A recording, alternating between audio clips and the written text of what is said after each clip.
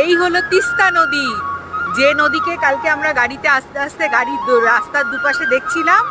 এই সেই তিস্তা নদী পাহাড়ের কোল দিয়ে বয়ে চলেছে,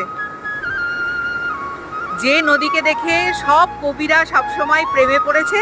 আর সেই নদীর ধারে চলে এসেছি আমরা।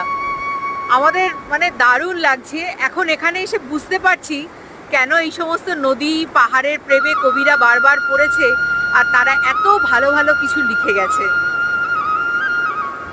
তাদের চোখ তো আরও ভালো ছিল, আরও তাদের দেখার অনুভূতি ছিল অন্যরকম।